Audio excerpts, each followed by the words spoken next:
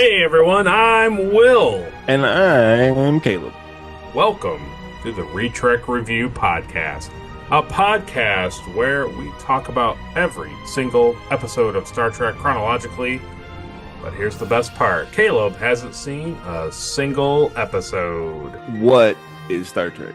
Is it like Star Wars? I've seen Star Wars. So don't click off this video, because if you do, you won't see Caleb's unique view of what the episode we're about to watch is. I hated it. You heard it here. Computer, begin program. You know, then you're immediately like, well, so why didn't the lasers work on the door? And then the next scene, like, you see that, like, that whole mountaintop is gone. But we're not hooking them up to a machine to... We're not draining their life energy to keep the planet running. You sick. And Kirk's like, hold on a minute. Yes, this is Kirk. I either wait for the Federation or I send out a distress signal, and anybody who comes to this planet, I eat them. I eat them. Riker had to be, like, over the top and cliche in his, like, actions for the casino. Do you see it, Enterprise? Do you see it, Enterprise? Sorrow, cry for the children. First and last, first and last, first and last.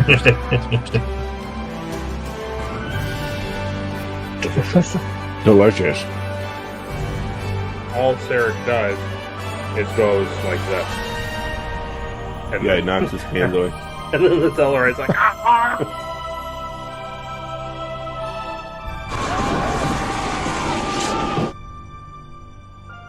Kirk literally, he looks at him and he goes like this.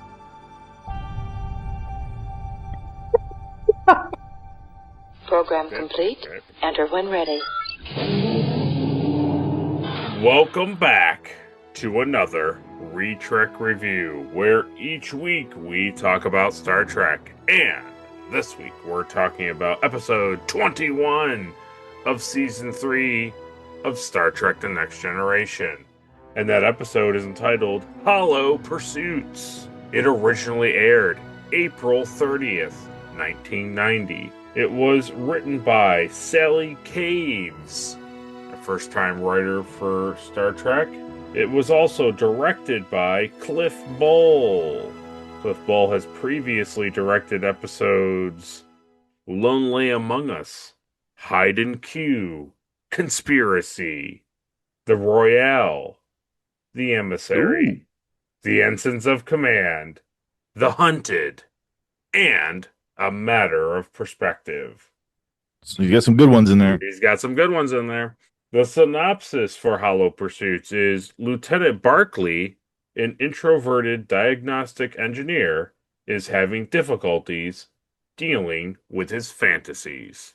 So that is the introduction to the episode. But before we get into comments and supporters of the podcast, let's go over to Caleb and ask Caleb what he thinks of the episode. All right. Well, I feel like I say the same thing every week.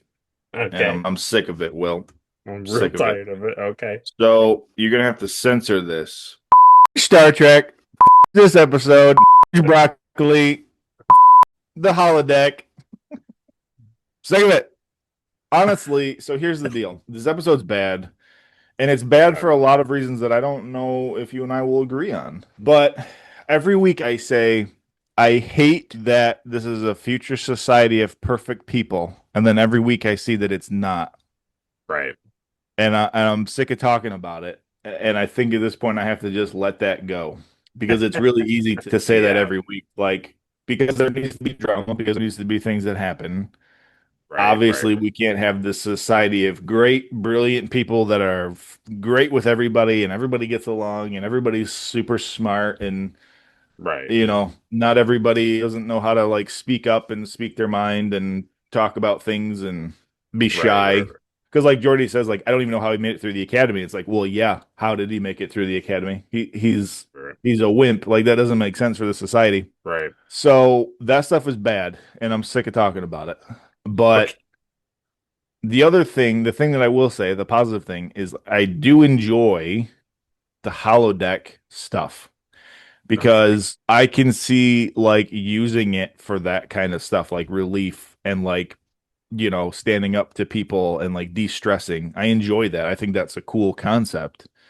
I think it's kind of slapsticky that he runs to there every single time and he's got all the Wow. people on the ship, and it's weird. And I think people Yes. find it to be weird, which Yeah. yeah, I would, right? Yes. But him like going in there and like sword fighting with Picard and Riker is like funny and like it shows that he's trying to be a different person, but it's like I don't Yeah. know. So is there a such thing as holodeck diction? I don't know, but Geordi seems to think it is a thing. There also was another interesting like subplot that was more interesting about what was happening on the ship that I Sure. Yeah. enjoyed.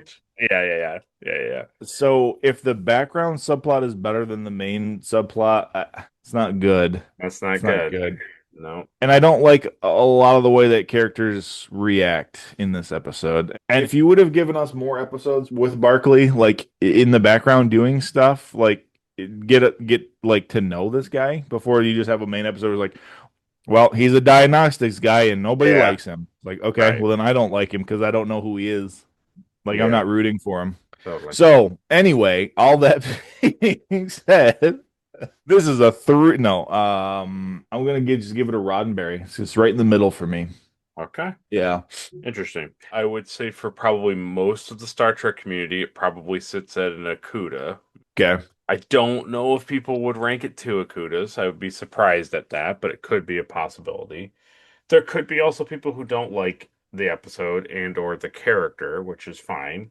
To me, and obviously, we want people to write to it in our review of this episode. Reginald Barkley is an enigma to Star Trek Okay. because many of your complaints about his character and the development of his character, and I don't know, genuinely probably every aspect of his character is not anti Star Trek because that feels like, Mm-hmm. I don't know, that just feels more problematic than it really is. But he definitely doesn't fit in the world of Star Trek. No. And I It's don't know, like a like walking enigma. right. And I've always felt that way. I've always kind of been like, who is this guy kind of a thing. Like, I don't really understand him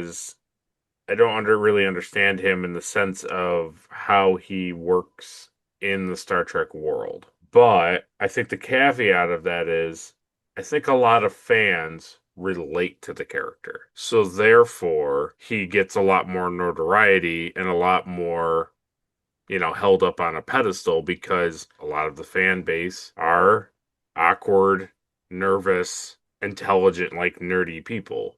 And I Yeah. think he resonates with them. It was in trivia, and I was going to comment on it during our review, but I feel like it's more applicable to our discussion here that apparently, according to some article or something about feminism in Star Trek, Sally Caves supposedly wrote this episode with the intention of commenting on fans of Star Trek. Okay. That was her intention. Now, other people, which we'll talk about in trivia, disagree with her that that was never the intention. But she comes out and says that that's what it is. So we know that what the writers put down is all often changed and altered by the production staff. So Yeah. I can see that, but it's an interesting thing. I don't disagree with you. I was legitimately, this was probably one of the few times I was captivated by what you were going to say because he is a weird character in Star Trek, and it's not like you can just be like, he's a bad character. They didn't write him well. It's like, no, they write him very well, and you get a whole episode about him. And then Mm-hmm. it's like, yeah, but who is this guy? So the only thing I can tell you, and I really don't want to tip my hat here, but he does not go away. Now he doesn't become a main player, but this is not a first and last character. Okay. He doesn't That's become like Guinan or whoever else, but he's a character who is around. yeah, that I'm fine with. That's Yeah, makes me like it a little bit more to know that like it's not just like first and last and this is what the drama this week is right. and then that's it. No, they continue to use his character, and I would say In the long and short of everything about his character, I would say what Star Trek as a franchise goes on to do, he gets somewhat of a character arc. So it's not terrible. That's good. But yeah, it's a weird position because as the episode was going on, I was legitimately thinking like the battle of should this character exist in the Star Trek world, and the fact that like is it really over, like I don't know what the terminology to say is, but basically because he has this anxiety thing, disorder or whatever, like is that an unfair assessment of his character despite the Star Trek world being everybody's got it together. We have drugs, we have perfect drugs, we have surgery, we have counselors, you have all these means that like people in our day and age like don't have access to, and he would have endless access to help him not be that way. Yeah. Well, it's hard to talk to your psychiatrist when you're, making love to her in the Right. holodeck. Right. It's interesting. I guess long and short of it is I'll be curious to see what any of our viewers say about his character, about the episode. And yeah, we'll leave it in the hands of the fans and we'll give a good review and see what parts we liked and didn't like. Because I don't know. Yeah. I don't know what I would personally rate it, to be honest. I might end up giving it one Akuda.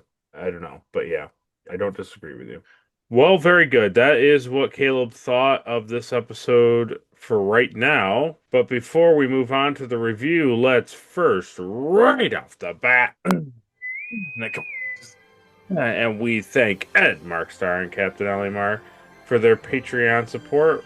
We appreciate those guys helping keeping the show running and making us look good on the internet. And as patrons of the podcast, they get their comments read during the podcast. And we have a review from our good friend Ed Markstar. He says on our review of Tin Man, he says, my old laptop PC crashed a few days ago, and I've just completed the setup for my new PC after an all-morning round of resetting all my accounts and security prompts.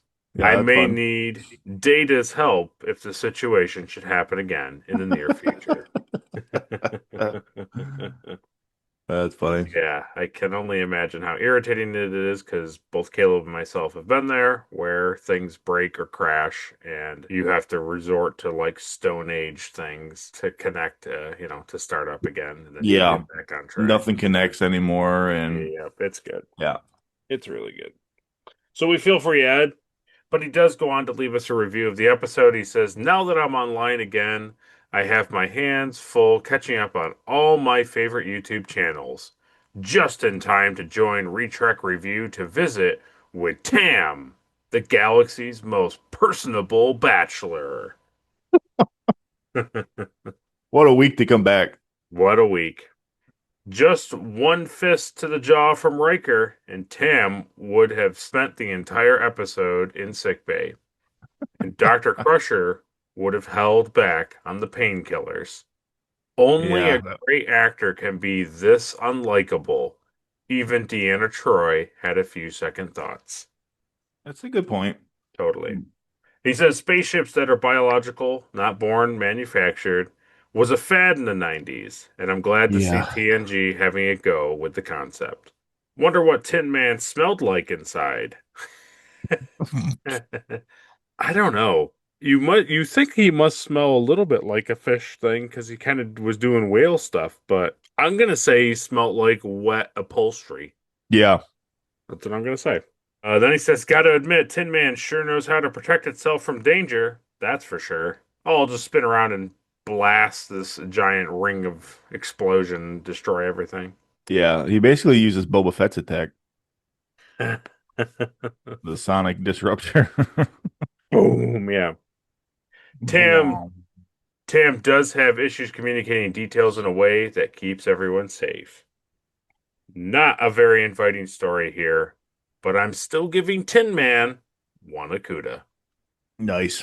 Pretty You know. good. I'm just happy to not be talking about the Wizard of Oz anymore this week, so that's good. Okay, well, we might be able to get it in there if you. It also doesn't help that I grew up in the town where like the writer lived once when he was 8, and then the whole town has become that's their identity. Yeah, totally, totally. So Yeah. everywhere you go is yellow brick pavement, sidewalk. It's great. Yeah, I love it. It's true. Like he lived here, he was born here, then they moved to California. Like, oh, really? Like everybody else that's famous. His first words as a baby was "move," and now we dedicated the whole town to him. So that's cool. That's pretty cool. Yeah. That's funny, dude. Anyway. So he's the first to leave a review on our review of Tin Man. Ooh. So Captain Elimar, Edmark Star beat you to it. He says popcorn award to Harry Groner as Tam.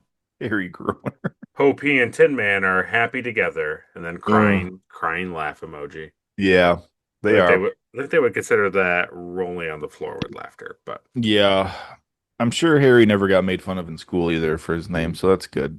no. So what do you want to do, Caleb? Do you want to wait another week to see if Captain Elimar gives you a popcorn award, or do you want to give your popcorn award Yeah. right now? No, let's wait. Let's wait for the captain. Let's wait for the captain. All right. Yeah. So we appreciate that review, Ed. We're glad your computer's back up and running.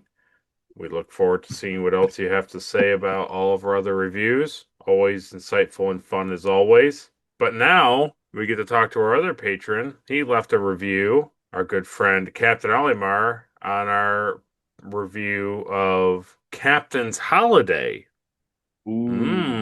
So he leaves this on our Patreon recording. But you guys out there will have already seen the episode when we talk about it here. So Captain Elimar goes on to say the Horgan is the Rysian symbol of sexuality. To own one is to call forth its powers. To display it is to announce you are seeking Jamaharan. That's what I hear. We're back, baby.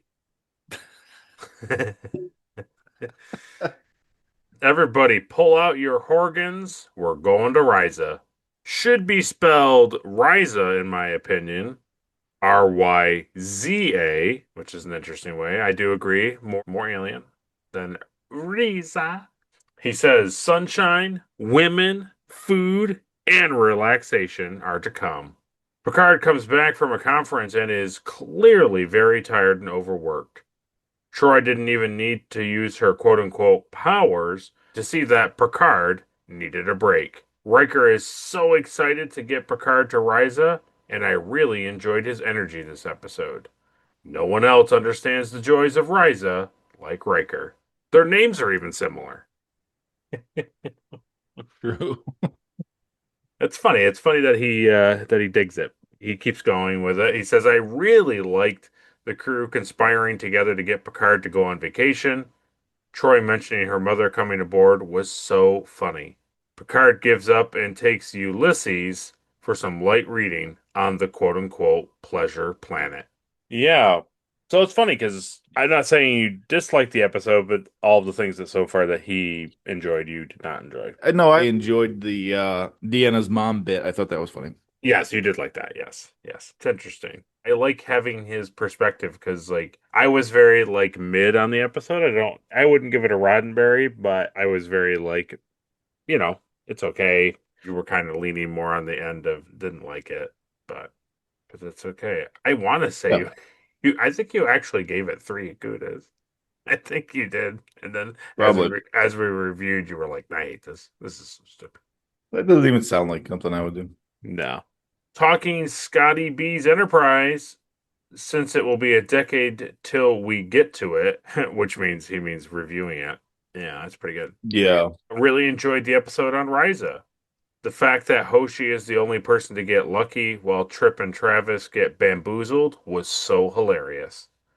Yeah, that's right. Yeah. I forgot about that. Wasn't it some weird alien guy too? No. Oh, I think it was like a Ryzian guy. Yeah, I think so. Yeah. I don't quite remember, but yeah. Did they have the tiki things in that episode? I don't remember. So they're definitely probably in the background or on things, but I don't think they talk about them. Not mentioned. Because they have to, like, leave it ambiguous that, like, do they know about the Horgan and all that stuff? So, yeah. Right. I They think do. I liked most Enterprise episodes, honestly. Very underrated Trek, which tremendously so. Honestly, like seriously, the fandom or people in general like crap on the intro music and all of that. And for some reason, like that's just like how people defined that show was like, oh, the intro to it is very stupid and I hate it. So therefore, so is the show. And it's like, have you Oh, sat and watched the show? Like, I don't. that's a good reason. Yeah, I like the intro a lot, actually. yeah, same, So same. you can suck it. Like the future aliens that show up back in Captain's Holiday. Nice to see something a bit different. Not too lazy. The Ryza aliens, they have like white face on. I only noticed when the quote unquote hostess talked to Picard about his raging Horgan that he was showing off. Yeah, it's like, oh man, they're aliens on the planet Ryza. They're humans with little markings on their heads. And you're like, nailed it. Yeah. Wow. How alien. They're like us in so many ways, So but many so ways. unlike us in so many ways. Yeah, they love the sex. Yeah. No, their whole planet is dedicated to just like being Just prostitutes. I'm pretty sure that's what free, I got from it. free loving. Nice. Picard gets kissed upon arrival. What a dog! Kissed Really upon. kissed upon. you, Well, he wasn't kissing her, so he did get kissed upon. I will give him that. you got kissed upon, yeah. Really liked the Horgan prop, like the giant Horgan in the plaza on the planet. Very Roman Oh to yeah. have giant Horgans on all architecture. Well then stay tuned next week because I'm building one life It's size gonna be like for my everywhere. backyard barbecue. It's gonna be everywhere in your house, just everywhere. To So display I'm it good. means you're seeking Jamaharan. You're like, you better believe Well, yeah, all the time. it. Always. Who's not? That's right. I really liked Riker messing with Picard, even if it's a bit out of character. This is a very funny episode, even if it is contrived. Mm-hmm. You're right. They could have set up the beginning a bit better. Yeah. But did you see that backpack? Pretty cool. Yeah. Picard's adventure clothes. I mean, come Yep. on, man. 10 out True. of 10 right there. Yeah. He then says, turns out time traveling aliens are looking for the Maltese Falcon, which can destroy a star.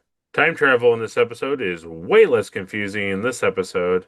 I get the impression that the aliens in this episode did everything they did to ensure the destruction of the Maltese Falcon. I think she didn't just leave the planet because she wanted to fool the Ferengi guy so that he would quit going after the Falcon.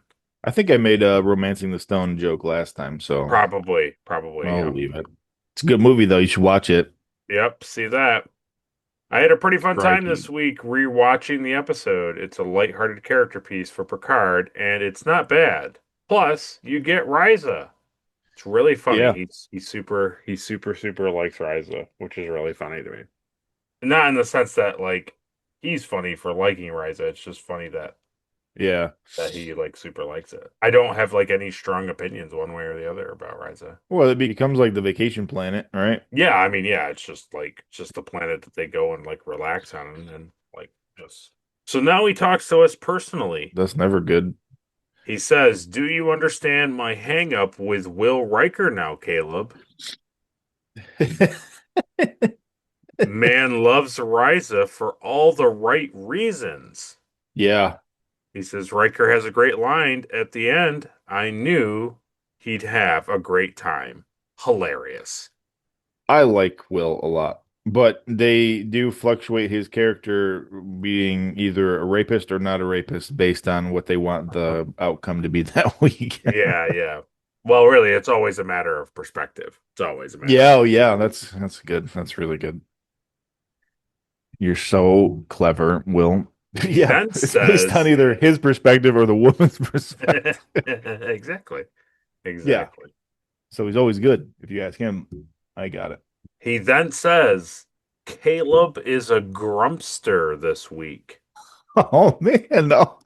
Wow. Just relax and enjoy the implications of a sex planet with fun adventure stuff. Because of the implications. I don't remember being like a grump that week. I actually liked that episode. I think the funny thing is like, I think legitimately when we went and reviewed it, you made your remarks about how you felt about it. I think you rated it very high. And then when we went into the review, you were like, nah. Like you really didn't enjoy it. That's like as we were talking about it. I'm currently Nice. editing it, so yeah, I think you were like kind of hated everything as we were talking because you really like you. I know in the edit because I got that far. You really hated that, like that they bothered Picard so much about going down to Ryza. Yeah, no, that was really stupid. Yeah, this was Like, funny. just leave him alone. Leave the guy like, hey, the captain wants to actually like work and get stuff done on the ship. Can you believe this guy? But you Like, kind just of let said it. him, leave him But alone. But you kind of said it. You said it in the review, and I think I left it in the record in our official review that you said that basically like you felt so strongly about it because like you've been there or you've been in Yeah, Picard's shoes, kind of a thing. yeah. Like being like forced into doing something. Yeah, forced family fun. Yeah, Yeah, just funny. I was shocked. I think I told him in my reply to him, I was like, "Grumpster, wow." So that's gonna be that's really funny. well, just wait till he hears this one. I would be surprised. I'll be surprised if he's a big fan of Reg Barkley. He says also No, he says also this Ferengi I did not hate this week. I thought they all sucked until DS9, and I was and am still correct about that. Yeah. he's not bad. He's not bad, but he's not great. So, No, but he's not supposed to be great. yeah. But he does go on to say, keep up the good work, guys. 2 Akutas this week. Pretty good. So, Yeah, even despite our grumbles, he appreciated us putting out another episode. So that's nice. We appreciate that. yeah. But he does say one last thing in another separate comment, and I thought you would enjoy this the most. Okay. And I also enjoyed how he wrote it out. I enjoyed the visual, and you'll enjoy it too. He says in a separate comment, Trigon reference, and then writes Oh, Leo pointing meme. I should have known the captain would be hip to Trigun too, you know. Yep. All I can see is just him. I'm going to envision. This is what I'm going to envision. Captain Olimar is at his computer, just like I am, just like you are. Yeah, He's in his office. He's got a bowl of something. Well, you tell me what he's eating. sugar bombs. Sugar bombs. He's eating a bowl of sugar bombs. And he's watching our review after he's watched it because he's committed himself to watching the episode as well. So he's watched it. Now he's going to watch our review. Right. And he's sitting there and he's got like a spoonful and he's eating it and he's got like the spoon in his mouth. And he's like, there it is. There it is. Trigon. That's what I envisioned in my mind. That's great. Trigun's pretty cool. Well, he looks cool anyway. He's not. He's like most anime, right? Where it's like they look really cool, but then they're just like goofy idiots, you know? Yeah. Well, we appreciate both of those guys taking time to leave us reviews on our episodes. We appreciate them just sticking it out with us. It's a really fun thing to do when we're doing a review to circle back and read other people's reviews. As Captain Olimar once said, this is like a giant book review for like a special book club. So it's I like that Hmm. a lot and it's fun and I legitimately look forward to hearing what other people say.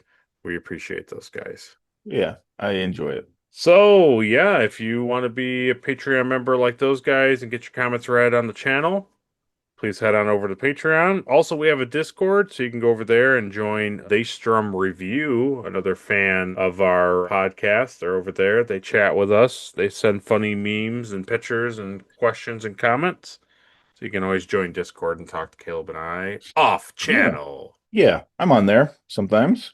sometimes and always. And so not only did we thank our Patreon members for the support, but we thank all you YouTube subscribers who are watching us, liking our videos, and sticking with us for a long time. We know you're out there. We know you guys are watching probably every single episode and not leaving a comment and not letting us know that you're there. But we know you're there. We just know it. We know it. So don't worry about it. Yeah, We you s- have to be. we see you all. We see you all. And so now, without any further ado, let's get straight into the review.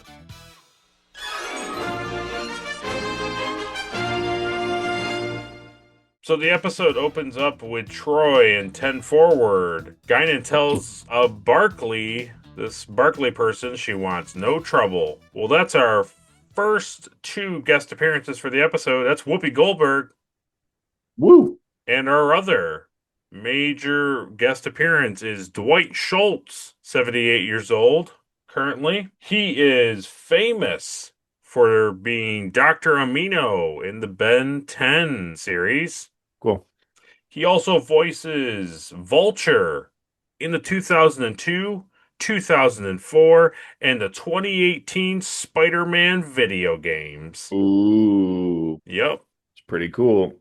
Yeah, he plays Neloth in the Skyrim DLC Dragonborn. Cool. Yeah, no, I know. Yeah, I know that guy you're talking about. He also voices Professor Pig in Batman Arkham Knight. Ooh, Professor Pig. I forgot he was even in that game. Yeah, exactly. He plays Knight Captain Cade in Fallout 4. Ooh, Yeah. I know that. And he close to this time he played Arnold Wesker in 2024's Batman Arkham Shadow, so the VR Batman game. That's cool. But the thing that everyone's screaming at their screens right now, who cares about all these voice things? What they're screaming at their computers and televisions is, in 97 episodes, he played Captain Howlin' Mad Murdoch in The A-Team. Ba ba ba ba ba ba ba. Yeah. Wow. Okay. He's one of the main A-Team guys. That's really funny. Isn't Yeah. that hilarious? Yep. So, Yeah. thought you would enjoy that. Yeah. I very good. pity the fool they don't get his Exactly. his I pity the opinion fool who don't across in understand. engineering. Exactly. You got it. I got it. You got it. I'm with it. Yeah, so we see those 2 interacting at the bar. We still don't know what's going on. Jordy comes in and tells Barkley he's on duty, but Barkley shoves Jordy over. Yeah. I'll drink when I want, you blind idiot. You son of a- yeah. Like, okay, so we're in the hologram now. Got it. Yeah, because Riker walks over and tells him that this means insubordination. Yeah. And then he Ouch. puts Riker in a hole. Yeah, yeah. Yeah.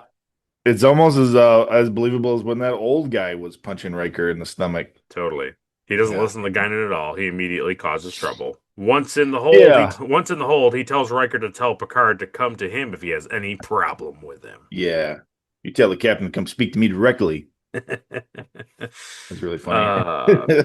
And then Deanna's like, ooh, who's this guy? And then Troy is excited by Barkley's confidence and arrogant resolve. Ooh, you're arrogant, but it's kind of hot. I love it. Yeah. Ooh. And just as it's getting steamy, Barkley is ordered overhead to Cargo Bay 5. Oops. It's been a holodeck program the entire time. Yeah. Oops, all holodeck. Exactly. Yeah. So it's funny. Like, I enjoyed kind of like that, fake out. Yeah. Thought it was, it's fun. It's like, it's a fun way to start an episode and be like, yeah, you can do anything you want. And then it's like, well, it's not real. So yeah, it was cool. Well, that's also like the thing I enjoy about how this episode starts, because you're presented with what should be real, but isn't real. And then also learn that it's a holodeck program. And then you have to deal with the whole fact that, like, shouldn't this bother me that he's using Enterprise people to, like, in his stuff and, like, beating them up. Mm-hmm. And it's like, it's an interesting way, because it's basically how the crew feel about him is how you feel about him in the first, like, 2 minutes of the episode. So, yeah, I think it's weird. It is weird. I don't disagree there. But there's no laws against it, so you can do whatever you want. Yeah, so we cut to Cargo Bay 5. The real Geordi is complaining to the real Riker about Barkley, and that's because he's always late and he's not giving his best effort. And he's confused how someone like him could make it out of the academy. Riker says that he'll bring up Broccoli to Picard, a nickname Wesley has given him. Yeah, it's good. I get it. So it's funny, but also like don't appreciate like second in command of the ship giving in and also calling him by some nickname that an ensign calls him. Yeah, Riker's a little fast and loose. I know. I didn't really love that. I was like, that's a little Well, cheap. yeah, and of course it's like a dumb Wesley thing, which is Yeah, so I'm already up.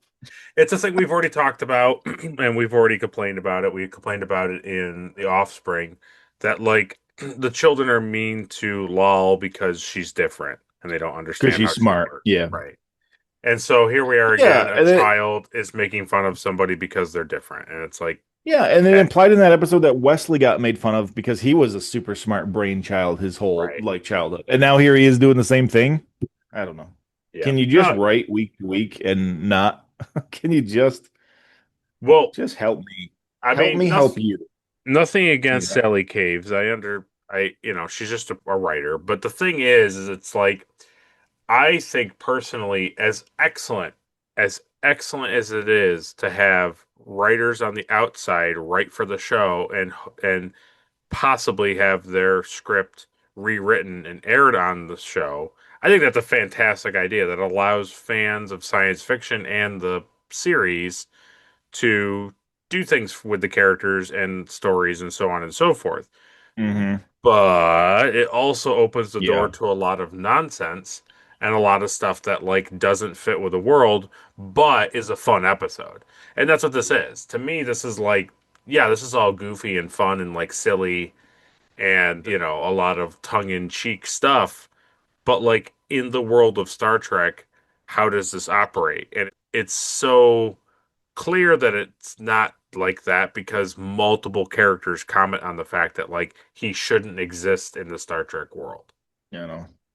So, Yeah, it's just continuity too, it's yeah. just Yep. Yeah, so anyways, a broken seal on the load happens and Geordi orders them to for them to be destroyed. We see Colomini in the background well at the me. council, and we also hear from our second to last guest appearance of the week, Charlie Lang, who's there playing Lieutenant Duffy.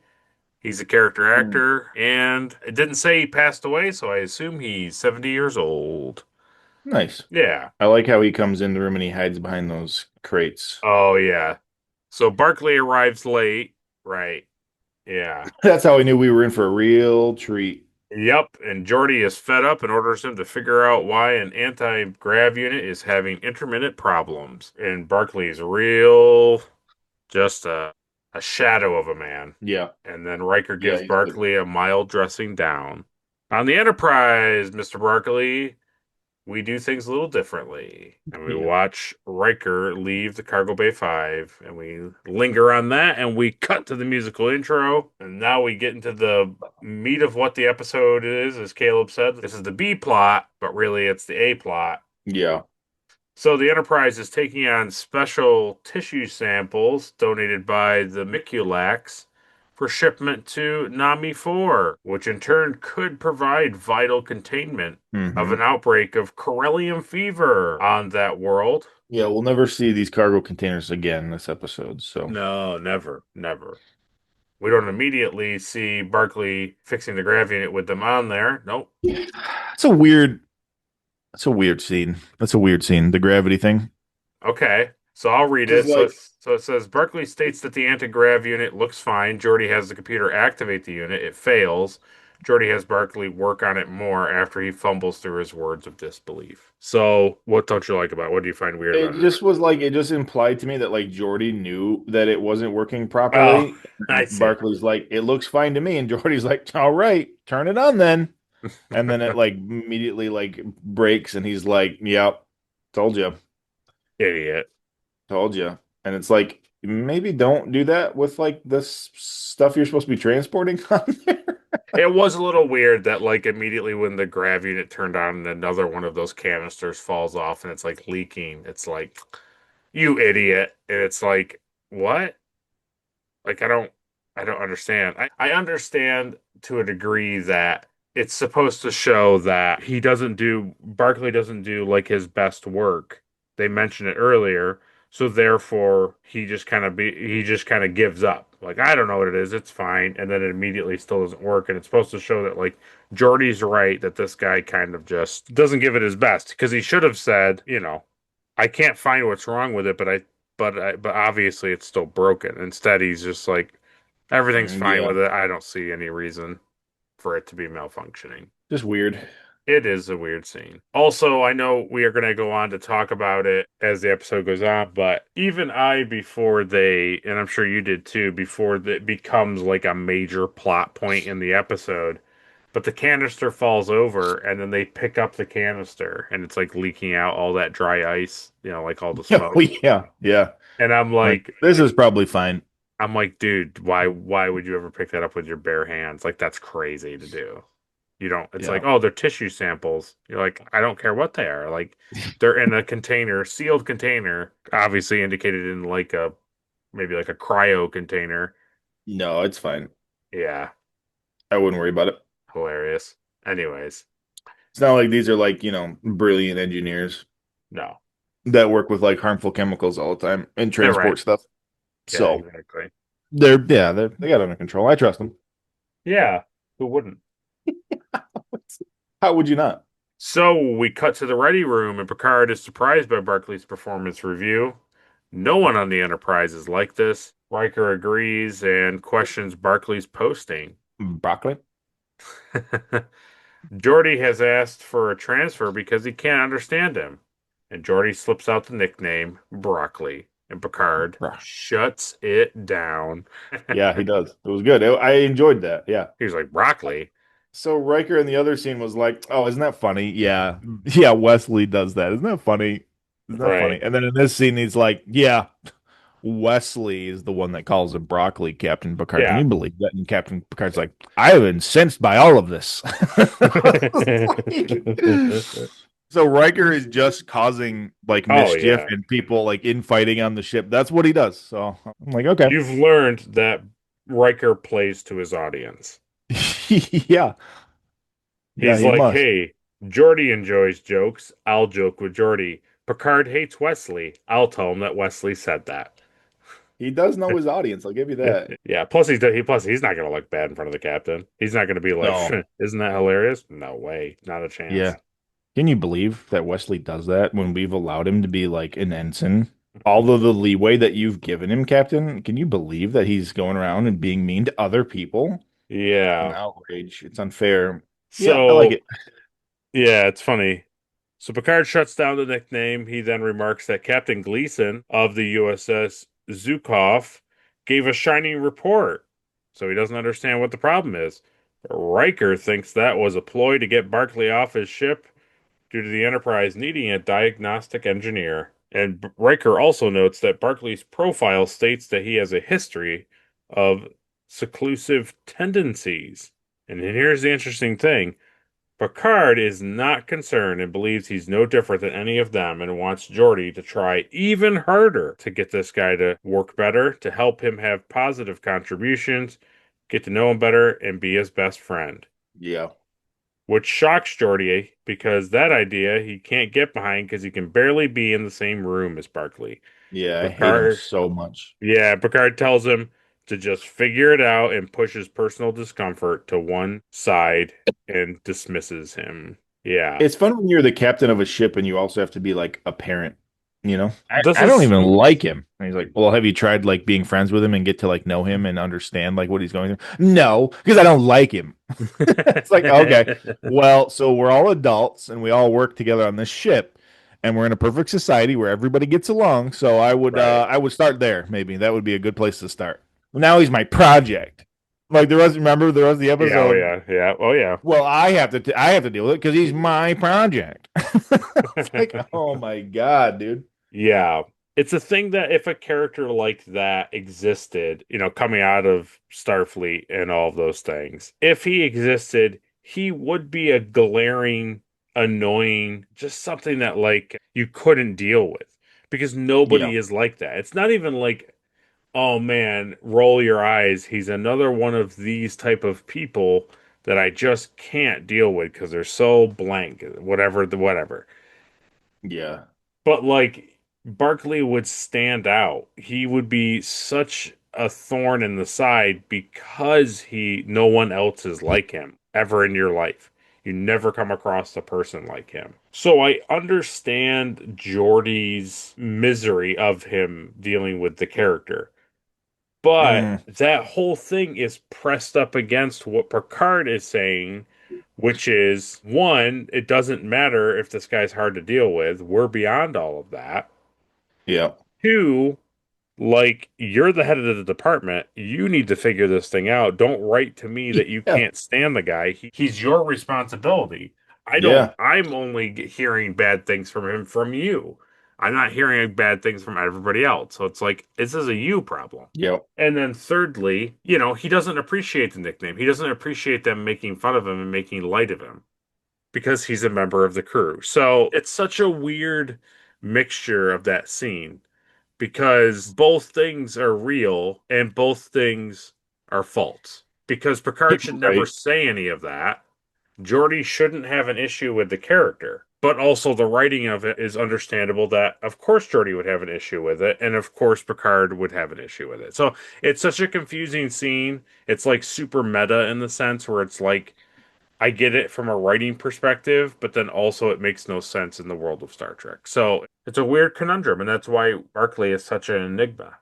Yeah. Do you write him out of Star Trek because no one should act like that? Or can people act like that because anxiety disorder and things that he has are real? I don't know. Is it a problem or is it not a problem? Does the future have a hold on that or do they not? Yeah, I know. So Geordi leaves the ready room. He returns to Cargo Bay 5. We see Barclay is still working on the anti-grav unit. But this time Geordi is easygoing. He's polite, he's encouraging, and he's friendly. And Geordi goes on to invite Barclay to his morning briefing at 0800 hours. Hmm. Barclay can't believe it. Me? Do you want me to prepare something? No, no, no, no. Just be there. Yeah. No, just think about like what we're doing on the Yeah. ship and then be able to talk about that stuff Yep. is Exactly. what I would do. But So we go to the engineering. It's now 0800 hours. Barclay arrives only a few seconds late, and Geordi begins his briefing. Geordi goes on yeah. to assign his crew to various tasks and then asks Barclay to update the team with his preliminary report on the anti-grav unit. Barclay tries, but is a little walked over by Wesley, but Geordi keeps things on point. So, another interesting scene. Wesley also irritates me in Oh, this. yeah. So yeah. Yes, totally. So I get it. I don't know.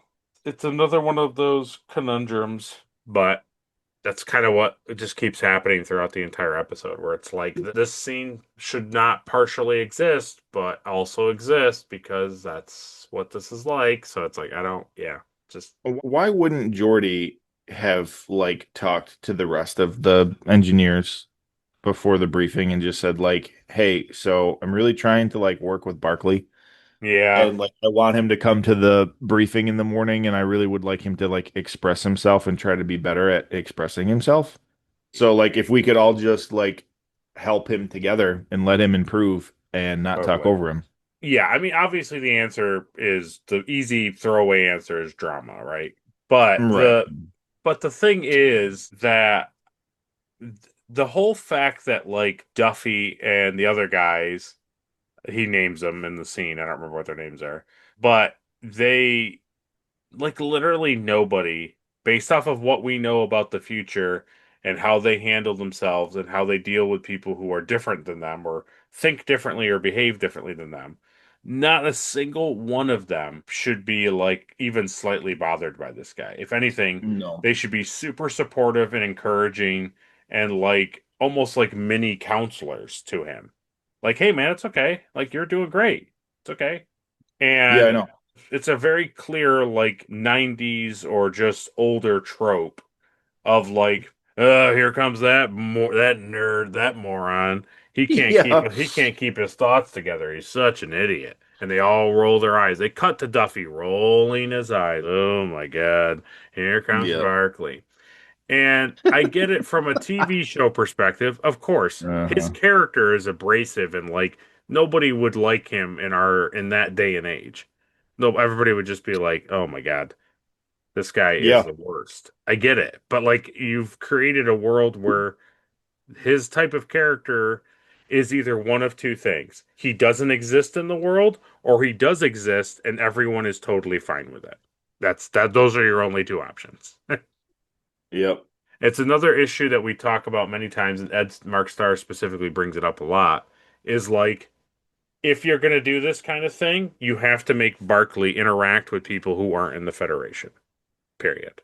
Yeah. Or make him not a Federation person. Also, thank you. So after that meeting concludes, we go to the counselor's office, and Barkley is complaining to Troy about Wesley. He drops the word flux capacitor, Yeah. Okay, that's what it was. which was pretty funny. That was a little a little interesting, wasn't it? Yeah, a little on the nose, especially being a 90s episode, and like Back to the Future Part 3 had like just come out like the previous summer. So Troy tries to comfort Barkley, but Yeah, she wait a does. minute, Barkley's a little suave, and Troy's kind of flirting. They kiss. No. Another hologram? Barkley calls for the holodeck computer once again. He changes the scenario this time. He's tired of this. And we see Troy in a shroud appearing, Yeah. and she says, she is the goddess of empathy. And Barkley walks over to her, and they embrace and passionately kiss. Yeah. It's, Man. I want to know what his Protocol 6 is. Program 9. Is it 9? Yeah. Yeah. The one that he doesn't delete? I bet that's just real disgusting. I don't know. We'll have to see. We'll have to see if he ever comes back with Program 9. Yeah, he won't. Okay, so here's my thing, right? Here's my caveat. Yep. Him playing out Enterprise things where he's like the tough hombre that comes around and beats them all up. That's one thing. He's blowing off some Like steam. standing up to management. Right. Yeah. That's fine. Him specifically taking Deanna and making her be in love with him and like fawn and fall all over him is that wrong? kind of wrong and kind of gross. And then it goes a Yeah. step farther and makes her this like Yeah. woodland nymph. Yes, yeah. Yeah, Like God, like sex and right. yeah, it's really good. And I get it's like ha ha ha, it's very funny that we're getting to Yeah. see Troy put in this compromised position and she's this like whorish person. I get it. But yeah, like that alone, which obviously go to talk about later, like that alone should be heavily discussed and like not allowed in the Yeah. holodeck. Like punching people and being mean to them and so on and so forth is questionable. But like having any type of romance or even possibly sex with holodeck members of the crew, that's It's questionable at best. Yeah. yeah, right. Yeah. Yeah. So we cut to 10 forward with the engineering gang at a table. Wesley is confused at what he did wrong at the briefing, and Geordi helps him to understand that Barkley is his project. Yep.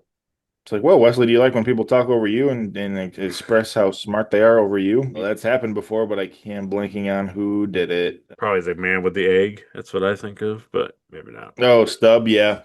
Good stuff. Then the nickname Broccoli gets dropped again, and Data is very confused.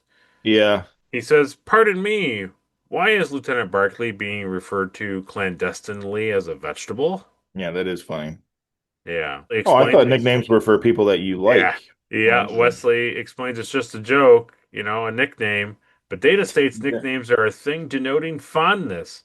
Geordi agrees and shuts down the nickname. Captain's orders. Get that out of your mouth, you filthy. Yeah, I like it, but the captain said no. That's right. Tell it to me secretly, but don't you dare say it publicly. Yeah, whisper it to me fondly. Broccoli. Lieutenant Duffy's having a great time with all of these main cast members. He goes to take a drink, and his glass has warped and is leaking. Dun dun dun!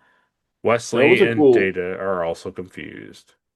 That was a cool effect. Oh, yeah. The glass, handprint. I thought that was pretty cool. I just, the thing that made me laugh was I immediately thought of you when he's, picks up the glass and he goes to drink it, and it's, tinkling out a little bit. Yeah. And he goes, "What the hell?" I thought, Caleb likes it when Star Trek people are just so like Yeah. besides themselves with things. Yeah, it's funny. I like that in this perfect society, people still like swear. That's good. I like that. We haven't gotten past it. So No, not at all. gives me hope for the future. We still Yeah. don't use intelligent words to describe our No. feelings. No, good to know. Well, we Good to come know. well, we come back from commercial break, and the study of the glass shows nucleosynthesis. The structure of the glass has been altered at this atomic level, but it's not Yeah. likely to be an issue with the replicator since the liquid remained unchanged from a Earth True. light ale, which was an excellent point. I enjoyed that. Hmm. I enjoyed the writing of that. Yeah. It looks more like whiskey than beer, but that's okay. Plus, it's a whiskey glass, I so think it's Miller Lite. Miller Lite, yeah, baby. it's always Miller Lite time. Ultra Miller, Miller Ultra Light, whatever. Yeah. So that annoyed me, but that's all right. Yeah. Jordy detects nothing unusual with his visor. Data speculates that the glass must have come into contact with an unshielded power source which means diagnosing 4,000 power systems. But Geordi's got the right guy. He approaches Barkley to put him on the job. Geordi tells Barkley to check the power systems to see if there's a leak that caused the alteration of the glass. But Barkley already planned on doing that because he still Yeah, can't figure out what's wrong with the anti-grav unit. I Data was gonna do that. yeah, Data then offers the idea that perhaps these issues are related in some way. Not a bad scene. I didn't remark on it previously, but I personally, and maybe you feel the same way, I personally really enjoyed the way Geordi, when he comes back from getting kind of yelled at by Picard, how he handles Barkley. It doesn't Yeah. feel put on. It doesn't feel like he's just trying to be like, oh yeah, oh sure, buddy. Like he genuinely tries. Like it's okay, man. Hmm. It's all right. It's okay. Like just be at the morning. It'll be okay. Everything's okay. Like don't. And so when he goes over to him now with the glass, again, I don't feel like despite him saying he's now a project and he's like internally rolling his eyes having to deal with the guy, he doesn't come across like that, which Yeah. one is a testament of how good of an actor LeVar Burton is, but also I like to believe that this is how Star Trek characters should behave. You know, especially when faced with some sort of like behavioral thing that like is not the norm. Hmm. No, I do. Yeah, I like the way that he actually like tried to get to like understand him. Yeah. I kind of didn't feel like he was just doing it because like Picard ordered him to, you know? Right, exactly. Right. So yeah, so we cut to the bridge and Geordi informs Riker and Picard of the problem. Data tries to build up Barclay by stating the idea of both issues being connected. He's like, "Oh, well, Barclay's the one who figured out that these things are likely to connect." And he's like, "What? No, I didn't. No, not really. Not that. No."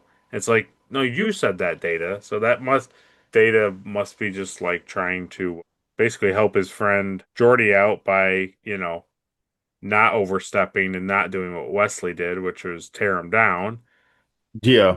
but also doing a human thing of like being humble and like allowing somebody else to take the spotlight, even if you deserve the spotlight. Yeah. It's nice. Getting more human every day, Yep. Better sometimes. sometimes. Picard questions Barclay about power usage, and Barclay says it shouldn't be an issue. And then Picard cheerfully says he looks forward to Mr. Broccoli's report. Riker is shocked and stares at Picard, and Picard corrects himself. But Barclay's been hurt and he leaves. Data tries Uh, to offer Picard comfort over his mistake, but realizes it's a moot point. Pretty hilarious. How did you feel about it? the sheer embarrassment that Yeah, Picard felt was very, very good in the scene. I enjoyed that a lot, actually. yeah, it's a very good scene. I like it because Picard never gives in to thinking that Barclay is annoying or whatever. He never gives in to like what the rest of the crew who interact with him, like how they feel. Yeah. Other than Data, but he doesn't matter because he has no emotions and he just, Yeah. He doesn't count. He's a filthy robot. Right, exactly. So I don't know. I just really like that Picard never did it. And like, yeah, he slips up and calls him broccoli, which clearly was on his mind, and he was thinking about probably how badly he felt for the guy for being called that. Yeah. And I also like him being a little cheerful and a little smiley and like a little over the top was not like I'm not a huge fan of it, but at the same side of that coin, it's like but Picard is trying to encourage this guy. So it's like he's going to be a little put on because he knows he has to like step it up a little bit in order to actually encourage this guy. Mhm. Yeah. It's another weird Yeah, I know. it's another weird scene but also good. So, yeah. We then cut to 10 forward, and Geordi is talking to Guinan about Barkley. He's trying to figure out anything he can about him. Guinan tells him that he's quiet. He orders warm milk. He has no visible friends, but he is imaginative. Yeah, again, Yeah, just like, okay, you're not making me like this guy. no. The warm milk thing is funny, and then it's like, how does she know that he's imaginative?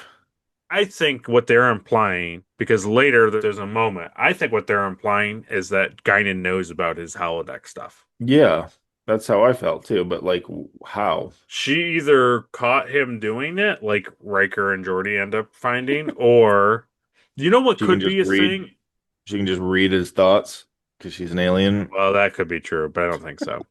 The thing I was thinking that might be legitimately true is that she could have like a weird thing, like a security alert if her image is ever used in the holodeck. Yeah, She could have some sort of thing where like she's ever used in the holodeck, like she wants to know, and then there he is using the bartender, and it's like, I don't know. I don't know how she would exactly know, but again, that's Guinan and she's mysterious and those things that she shouldn't know, like that yeah, Tasha doesn't belong in this alternate universe. So yeah, that's true. Yeah, you can let it slide, right? Because she's an alien. yeah, she apparently fights Q's, isn't afraid of Q's in the sense that everybody else is. So yeah, she's a weird character. Go ahead. Also, this thing is also funny too because, like, yet again, like another adult has to explain to Jordy Yes. how like it's hard to fit in. Yeah, like hey man, you should probably know that, right?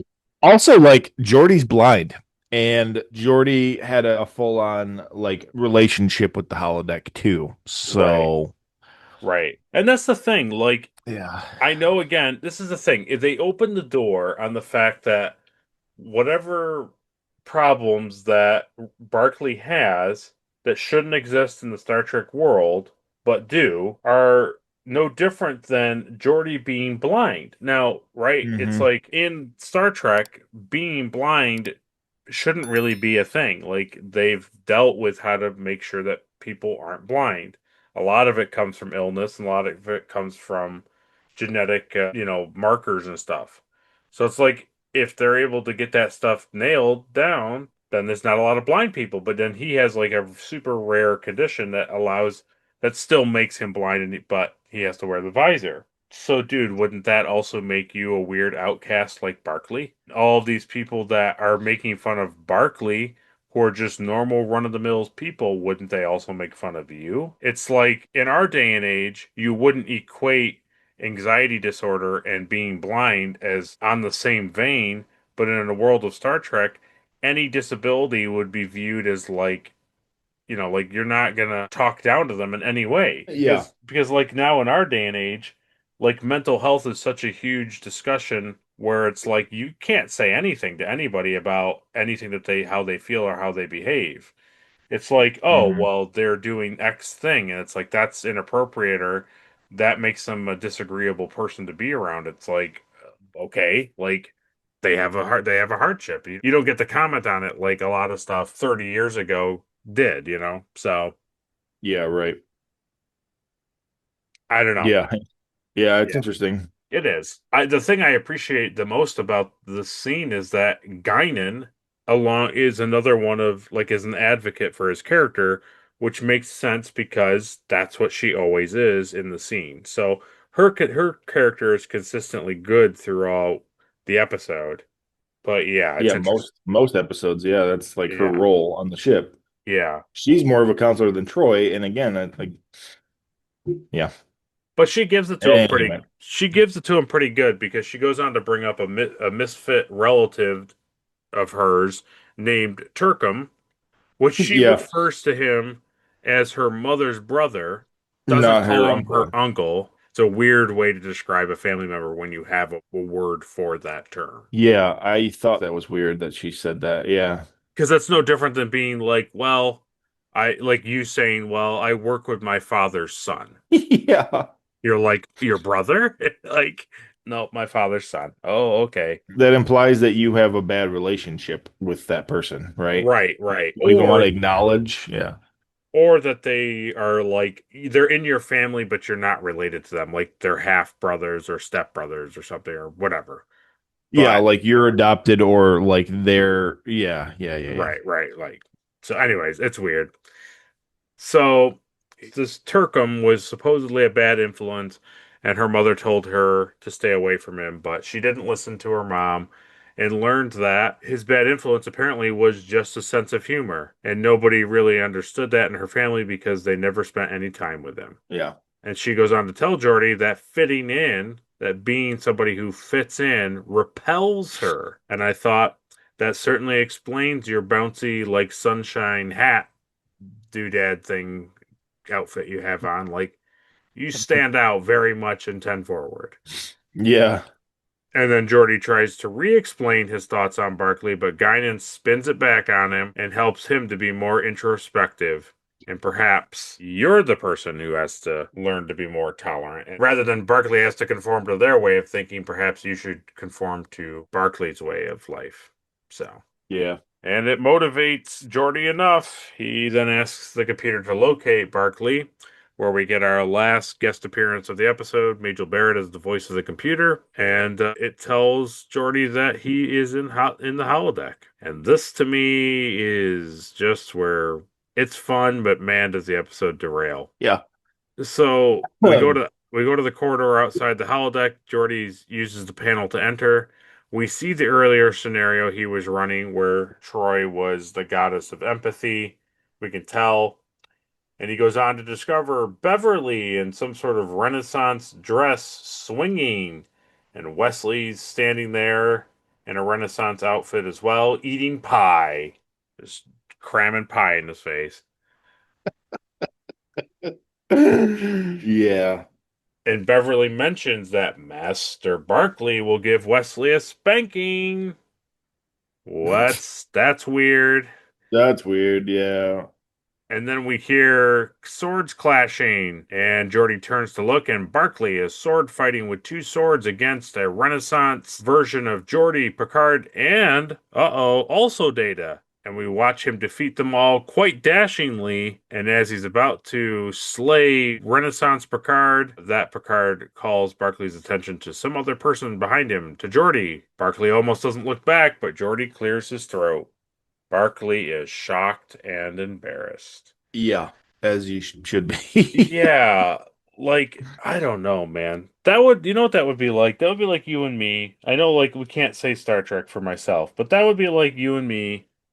Okay, the holodeck exists, and it's like one of us is having a bad day doing X, dealing with X thing. And we go into the holodeck, and it's like we recreate our home or our work environment or whatever. And Yeah. then we have the computer, like, create images of the people we deal with on a daily basis. And, like, we have it out with those people. We get a little physical with those people. We beat them up. We say nasty things to them. Whatever. That's a little unhealthy, but whatever. It is what it is. But to literally be like, now I'm going to be in it, like the Avengers or something. Like, I'm going to be in the Marvel Universe, and I'm going to make all these people I know in my life like these weird character versions of themselves so that I can physically fight them without feeling uncomfortable. But also, some of them are just going to be weird characters. Yeah. I don't know. Yeah. It's weird. It's very strange. And I get that it's like, oh, well, isn't it fun to see these characters in these outfits and not act the way that they normally do? And they're all strange and weird and in their own delightful way. But like, when you really peel it back and think about what Barkley is doing, you're like, I legitimately think that you need like psychiatric help. This is not just like, well, this is a fun way to blow off steam. It's like, no, dude, you're not. You need help. It shows a deeper issue for sure. And, we'll get to it, but that's why, like, when Deanna comes in here and she's like, oh, this is actually really healthy. And I'm like, oh my God. Oh my God. She needs to be fired. Yeah. Fired. Yeah, so that it's really good. so Jordy finding him abruptly has us cut to 10 forward, where Barkley is trying to make it easy for Jordy by just saying, listen, I'll just ask for a reassignment. But Jordy yet again is nice to him and comforts Barkley by saying that the holodeck activities are his own business. What he does in them is his own thing, which is a nice point of thing, because Jordy kind of just steamrollers into his program, and instead of just being like, hey, can you come out? He just asks the computer where he is. Also, if you're going to be in the holodeck doing weird things with actual crew members, maybe just put a lock on the door too. Just don't let people just walk in when you're when you have the captain like when you're laying on Beverly's lap and stuff. Yeah, I would just lock the door. An idiot. Especially when you're on a ship, like, you're on a ship where you can just say, like, hey, computer, where is Barkley? And he's like, oh, he's in the holodeck too. Like, okay. It's not like you can just sneak away. Yep. It's good stuff. Yeah. But here's the part we were talking about with Guinan. Barkley is surprised by Jordy saying this, but Jordy goes on to say he understands Barkley's imagination, and we get Guinan given like a see, told you, buddy, and putting the drinks down at the table. So it's a thing where it's weird. Jordy talked to Guinan about his holodeck issues that he had a number of episodes ago, but it also indicates that she knows about Barkley's holodeck things. So interesting. I know. But Jordy kind of does the right thing here. He does the thing that he should as his department head. He states that it is a little unusual, though, to recreate familiar people in the holodeck. Barkley tries to explain that it's just a way for him to blow off some steam due to Jordy constantly pushing him and riding his back. Yeah, there's this jerk at work. Well, he's actually kind of my boss. You probably don't know him. He's really annoying. You mean me? Yeah. Yep. Yeah, you. He says, well, he understands it. While it is therapeutic, he should still talk to Troy. Barkley says that the holodeck is best for him. It's a place of comfort. But Barkley is struggling, though. He explains all of his social pains, and Jordy writes it off as Barkley is merely a shy person. Yeah. That saddens Barkley. And then our connection, a deeper conversation between the two of these characters, is cut short when O'Brien calls overhead for Jordy to report to transporter room 3. And as he leaves, he recommended that Barkley go and talk to Troy, both as his friend and commanding officer. So, yeah. I don't know. He's like, oh, no, I probably can't do that. That would be bad. It's very good. It's a very good scene. I like Dwight Schultz's acting in this episode, or in this scene, a lot, because of him explaining how he feels and how he goes about everything. I really enjoyed how he portrayed Barkley in this scene. It was I felt like this scene had a lot of meat on its bones between the two characters. Yeah. Yeah, then we cut to transporter room 3. O'Brien goes on to show Jordy that while he was synchronizing the phase transition coils, he discovered a transporter issue. He beams a pure duranium object from one transporter pad to another and then back, and when it returns to that pad, the object reassembles, melted and burning. And Jordy says, I'm glad I don't got anywhere to go. I feel like we've seen these canisters before. No, they definitely haven't shown melting canisters before. Yeah, I think so. Yeah. No. But it's good to see O'Brien back. And so this is the halfway point. So go down to the comment section, and Dwight Schultz can never get away from it, right? I pity the fool. Because Barkley's the fool, and we all pity him.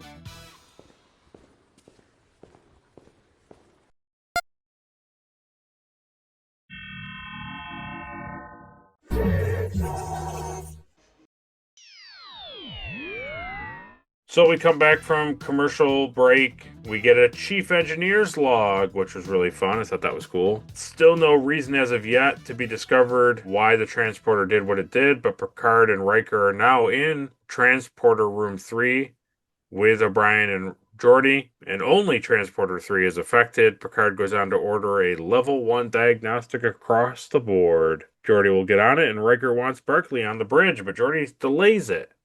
And that's because Barclay is in Troy's office. He is awkward with Troy, but she tries to use techniques to get Barclay to relax. I feel like she's more awkward with him, honestly. A little bit, yeah. She's also kind of terrible at her job again. I'm just not a big Deanna fan this week, I guess, because No, she's not great. She's not great. she's not great this episode. No, they write her very poorly. And again, I think they have to write her poorly because why? She can't figure anything out because it would solve the entire episode. Right, like again, and I know Ed's probably already going to say this when he gets here and he reviews it. Like the problem of Barclay should not exist merely because counselors know how to do their jobs, and also like nobody should be mean to him. He should just have a room full of counselors at all time, and then you have a professional counselor who does that for a job, who has an education, a deeper education on psychiatry and all of that stuff, and it's like, oh man, here's the 4 things that we always do for people who have anxiety disorder or whatever else he has. Like these things always work because hey, guess what? We're 300-400 years in the future. We've got a handle on these things. Yep. So instead of doing the 4-7-8 method of breathe in through your nose, hold, and breathe out, which is the most common technique that we all do when we get worked up and anxious. That's not even his issue. That's the best part. He's not like anxious and worked up. No, he just feels like, well, oh, guess what? Nobody understands him. He just needs like help speaking, like being more affirmative and speaking up and being confident. Like that's his issue, not breathing techniques to make him relax. So right, exactly. Oh boy. Okay. And then he storms out and she's like, no idea what that was about. And it's like, hey, did you forget like you can read emotion? Isn't that part of your like thing? No. Nope. That like how people feel, you should know that he's feeling like weird and like sexual tension and nope, not at all. I'm just gonna turn these lights off. What are you gonna do to me? Well, I just want you to breathe in. Him getting up and going over to the door where he's like, wow, yeah, through the nose, out the mouth. That's great. Yeah, that's really. I got it. That was pretty good. That made me laugh. Yeah, so he abruptly leaves. Troy goes to the bridge to tell Geordi about their meeting. Riker comes out of the bridge looking for Barclay. Geordi tries to get Barclay to report to no success, and Riker's like, I've had it. Uses the computer to locate Barclay, and he's in the holodeck, which annoys Riker even more. Geordi tries to cut him off he'll offer to retrieve him, but Riker does not care. Too late, too sad, too bad. He's going to the holodeck to get his sorry behind. Yeah. I know. Geordi's like, well, I'll go get him. And he's like, no, now we're done letting you do stuff, Geordi. And then Geordi's like, well, Deanna, you better come with us because this is going to be really bad when you see what he's doing in there.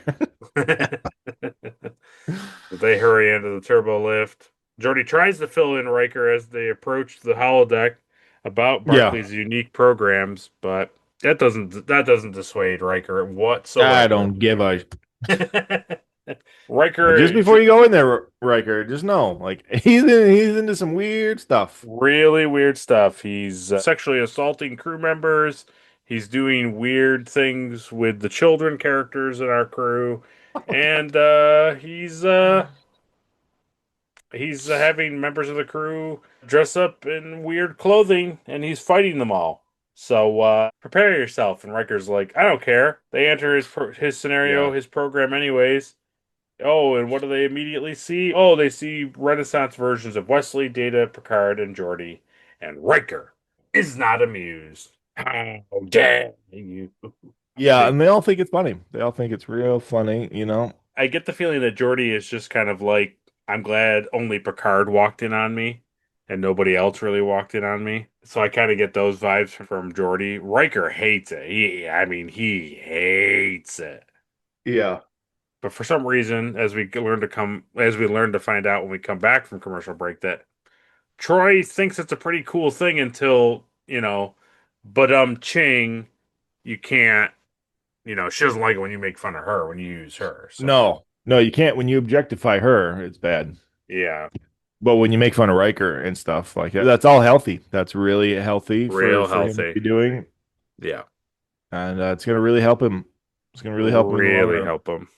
Yeah, so Riker finds it to be a violation of protocol that no crew member should be simulated in the holodeck.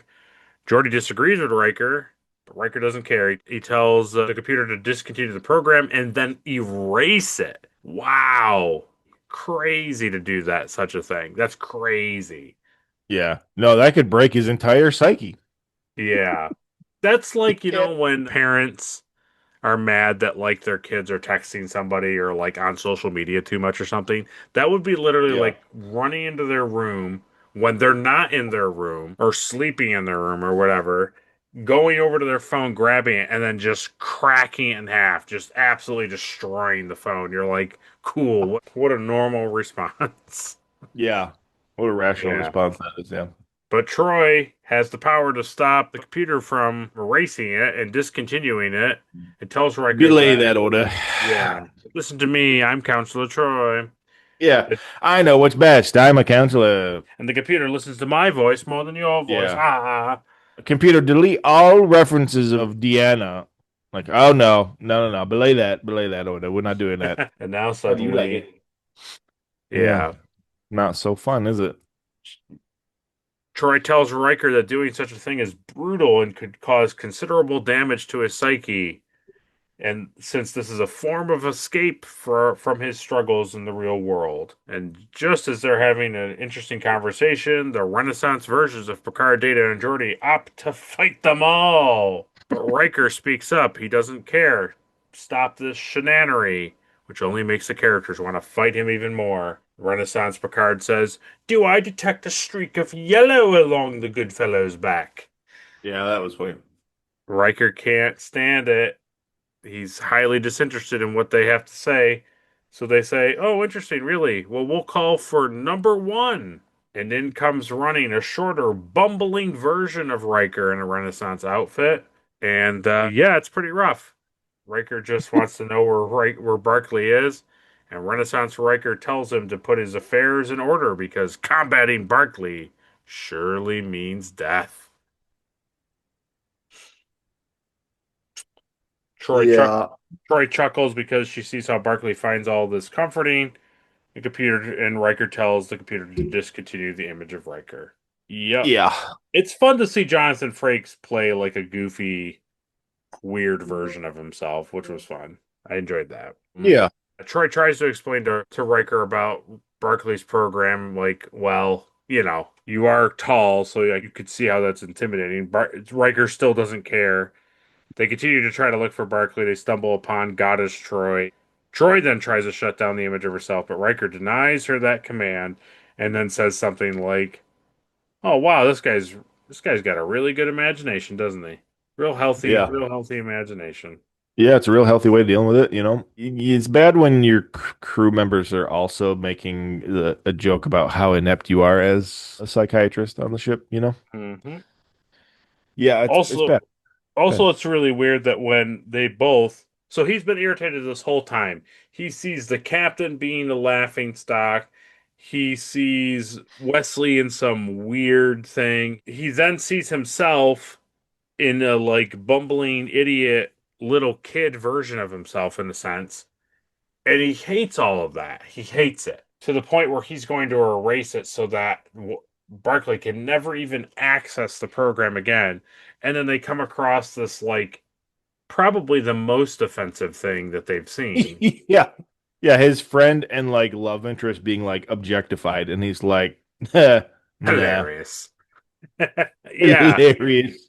Yeah. I could get it. Like, I could get behind the thought that if something like the holodeck was malfunctioning and it was making members of the Enterprise characters in novels and entertainment and stuff like, and they happened upon this computer generated version of Troy that is just like goofy and silly and like a weird version of herself. I could get them being like, that's pretty hilarious. Look at how silly you look. Yeah. But it's not that. It's the recreations of a person have gone and done this thing. And it's like, I don't know, that's like finding somebody's notebook and they've written in it like all these horrendous things. It's like that's a call for action. Yeah. Not good. It's not good. It's like So, finding like a manifesto. right, exactly. It's like, oh, I want to kill these people and I want Yeah. to sexually abuse these people and I'm having weird, like, fringe Yeah. pedophilia thoughts. Like, I get that on camera, on paper, it's hilarious to see all these characters in these Renaissance musketeer outfits. I get that. But, like, in the real world, that's insane. Yeah, we don't do that. So, Yeah. yeah, We it's weird.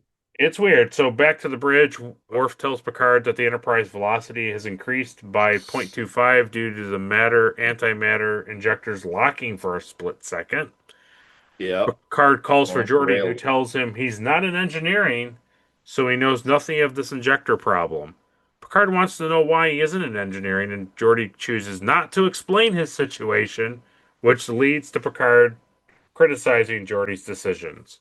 And then Picard also wants Barclay on the problem too. What a weird scene. Just say to Picard, no, I'm in the holodeck trying to get Barclay out of it. I get it, he's trying to like cover for Barclay, but at this point, no. Like, you don't need to take the fall. You don't need to fall on your sword for Barclay at this point. He's doing weird things, and he's unresponsive during a generally problematic time on the Enterprise. Yeah, it's stupid. Yep. So they all walk off to find Barclay sleeping in the lap of a Renaissance version of Beverly. That doesn't go over too well in the corridor now. Troy tells Barclay that they have a lot to discuss in their next session, and Geordi tells Riker that they should be off to engineering, and Riker says, dismissed. On the way to engineering, Barclay tries to explain things to Geordi, and Geordi understands his holodiction due to his exploits with Leah Brahms, but he Yeah. still was able to turn the program off at the end of the day and walk away from it. Barclay isn't like that. Barclay explains that those characters are more real to him than anyone in his life. And Geordi tries to get Barclay to Yeah. reason that he needs Barclay off the holodeck and with him. That right there is not just a quirky, weird, disassociative person. When he says fake replicas or recreations of individuals I interact with on a daily, weekly basis are more real to me than them themselves. That's not just like he lacks confidence, he's kind of awkward, he knows everybody hates him. That is a sign of like severe mental health problems. Yeah, it's really bad. Really bad. Yeah, so we cut to engineering. The injectors are not responding. Then the warp drive continues to accelerate and the Enterprise velocity begins to increase out of their control. So now storyline B is becoming storyline A for the last like 6 minutes of the episode. Yeah. But before we talk about the conclusion, let's quickly go over to trivia. Oh, not again.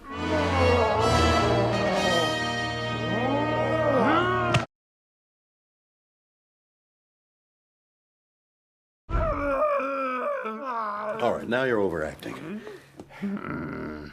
Dwight Schultz had been a Star Trek fan for a long time and had asked Rick Berman to consider him if the right part came along. On Schultz's official fan site, it claims that Whoopi Goldberg was the one to recommend him to Star Trek producers. Dwight Schultz and Whoopi Goldberg had already worked together in the 1990 film The Long Walk Home, during which he told her that he was a lifelong fan of both the original series and The Next Generation. And realizing how great an actor Dwight Schultz is and was Whoopi Goldberg approached the producers with the idea of getting him cast in the series. He had no idea of her quote-unquote actions until they called him with the news that a guest role was written especially for him, and he was thrilled with the part of Lieutenant Barclay. That's cool. It was the same thing where we learned that Whoopi Goldberg's team and perhaps herself reached out to the production staff and was like, I'm a huge fan of TOS because of Nichelle Nichols. So can you get me on this show? And they're like, Whoopi Goldberg, the massive movie star, wants to be on our TV show. And it's like, yes. It's like, well, that's a fake. And it's like, no, it's not. And then cut to a couple years later. Well, yeah, whatever, like a year or so later. It's like, oh, now Whoopi Goldberg's telling us that this other incredibly popular TV star on the popular A-Team show wants to be on Star Trek. It's like, that can't be true. And it's like, no, it is. It's totally true. He super wants to be on the show. Which I love. I know, that's pretty funny. I love that kind of stuff. And I wish, honestly, they did that kind of stuff because the thing that annoys me so much is that I've seen in multiple interviews and things where Tom Hanks talks about how big of a Star Trek fan he is, and nobody does anything with him. It's Tom Hanks. No. Make him a captain of a ship. It's so stupid. It's so stupid. Anyways, don't need to talk about it, but it's cool that they got him on there. There's also a lot of like really good like fan cast stuff that they just ignore too. They just don't care. That's true. Yep. It all comes down to money. That's all it is. And narratives sometimes, but yeah, money Sometimes mostly. narrative, yeah. So the production staff noted that the show was not intended as a satire of obsessive Star Trek fans. Director Cliff Bull commented, I didn't feel that, and I would have heard it if it was intended. I certainly didn't approach it that way. And then I don't. Go ahead, go ahead. I don't feel. I mean, I know you said that in the beginning of the episode, which is funny, but it's like I don't feel like they were portraying like a nerdy Star Trek fan for this guy. It just feels like he's just like a loser, you know? Right. Like, right. No, right. Yeah. I think sadly back in that time, as she supposedly says in that article or whatever it was, that she did intend for it to be that way. And I do think when you look back at like how Saturday Night Live and how the TOS, certain members of the TOS cast treated Star Trek conventions and the fans at this time, they were viewed as like, all that kind of stuff. Yeah. Because like they show a lot in the 90s, there's a lot of television in the 90s that shows people at sci-fi conventions. I mean, look at Galaxy Quest as a perfect example. Right. Yeah. Where this is where they view fans of a sci-fi series. They're all idiots and nerdies and live in their basements and it's the Simpsons, the guy that owns the comic book shop. Exactly. Exactly. That's what they view, fans of stuff. Right. But then, what ended up happening was San Diego Comic-Con, made actors and producers and everybody involved with movies and series realized, all the people we've been making fun of for decades are the reason why we make a lot of money. It's weird. Yeah, it's weird how that relates. I don't know why you would think that would not be the case, but yeah. Yeah. Oh, wow. No matter what we put out, they watch it. And no matter what we put on shelves, they buy it. And no matter what people we put in the show and when we have panels, they show up and ask questions. Yeah. Who did you think was buying all that stuff? Right. Who do you think is watching your show? It's so stupid, but we're not there anymore, which I'm very fortunate for. Now you and I freely can talk about. Now it's gone the other way. Yeah, well, sure. Yeah, now it's it's oversaturation of it. Yeah, that's true. Mm-hmm. And they don't care about what the actual fans want, and they just put out garbage, and then nobody watches it, and then they say, well, nobody watched it because they're all just nerds that live in their mom's basement, and they don't understand good writing. Yeah. It's okay, cool. Yeah, now they complain that they're too lost in the sauce. That if you were just a normal nerd, you would love it all. And you're if you were just a normal person, it's it's you wrote a really bad story and it makes no sense. It's not even that it has anything to do with the comics that we like. It's just bad writing. It's just bad. And you cast people that we don't like. So no. Yes. Sorry. So Michael Piller also remarked, really was not intended directly at Star Trek fans. It was certainly about fantasy life versus reality. More than any other character in the 3 years I have been at Star Trek, the character of Barclay was more like me than anybody else. My wife watched that show and saw what was going on and said, "That's me, Michael Pillar, because I'm constantly in my fantasy world. Fortunately, I make a living at it. I have an extraordinary fantasy life and I use my imagination all the time. It's real life that I have the problems with. I was delightfully happy with the episode." Very interesting. Gives me vibes of Dwight gets broken up with Angela and he goes to Second Life or something like that. I forget what he Yeah, does. yeah. And he's Oh running my around. God, yeah. Yeah, and then so Jim's following him around with his character and he's like getting lost in his fantasy world. Yeah. So it's a real thing. I mean, I don't disagree. It's a real problem. There are people right now as we speak who are stuck in MMO games and like don't have a real life outside of their computer. So it Well, is it's a real interesting too thing, but it's because when this came out, VR is just a sci-fi word, and now we have VR, and we have it's crazy. yeah, I agree. So, in fact, Barclay's line about standing in the corner, trying to look comfortable examining a potted plant, was taken near verbatim from something that Michael Pillar himself said to Ira Stephen Bear shortly after the latter joined the show's writing staff. And so subsequently, Ira Bear added the line to the script when he performed a rewrite on the episode, which is kind of funny. Hmm. The Hollow Wesley's appearance in this episode is based off a famous painting by Thomas Gainsborough called The Blue Boy. His costume was copied in detail, and references to the painter and the painting can be found in the script of the episode. Oh, yeah. I know the painting, yeah. Of course, he looks like the Blue Boy. I get that that's the thing, but like, why Barkley? Why? Yeah. You can't do that. You can't just be like, look, we're referencing a funny painting. Isn't that funny that Wesley's a painting? It's like, huh? It's weird. But Yeah. why would Barkley do that? Yeah, it's weird. And the thing is like if you want to have Barkley do like horrible things to Wesley because he's annoying and he's a menace, Right. do something else. Don't make him like this weird. If anything, he should have been the tiny short Riker thing where he comes running in like, "Here I am to save the day," and have You he should friggin' have Riker cramming his face with pie. Like that's more. yeah. I don't know. It's weird. Yeah, Wesley should have literally just been like a stupid kid with glasses and then he's not smart at all. Like that would have been the funny thing. Right. Exactly. Instead Right. of They like ask him questions. He's like, "Oh, I don't know. right. I don't know nothing." It's like, I'm so so see, that's funny stupid. because he's the opposite, right? Yeah. Because he's mad that he's boy genius, so he makes him really dumb in his universe. Yeah, Right. that's much better. That's much Yeah. better. Yeah. So, if you were thinking of adding the test cylinders to your basement spaceship thing, well, all you got to Yeah. do is find some U.S. Navy sonar buoy transport cases. Oh, nice. I like that a lot. Interesting thing that I found here, I thought this was kind of weird. So it says Barclay refers to a flux capacitor when in Troy's office. We talked about that.